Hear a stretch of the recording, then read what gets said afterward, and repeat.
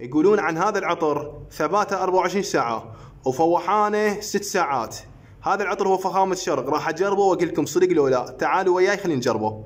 مرحبا، اليوم حبيت اجرب عطر الكل تمدح بيه، يمدحون بثباتيته وفوحانه، فحبيت اجربه واشوف اني يستحق هذا المدح لو لا. تعالوا وياي خلينا نجربه ونشوف. تعالوا وياي، وهسه جا وقت نجربه ونشوف. تعالوا خلينا نشوف.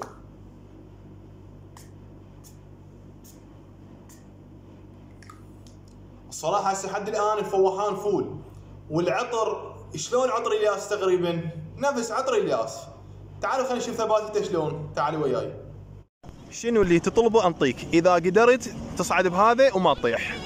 ما اطيح؟ اي شنو تريد انطيك. خوش يلا البس خلينا نشوف. يلا هسه البسي خلينا نشوف يدبرها لو ما يدبرها. شو تقول، دبرها لو لا؟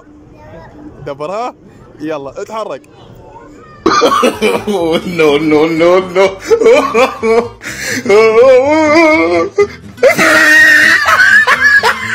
بعد ما جربت العطر هسه راح احكي لكم تجربتي.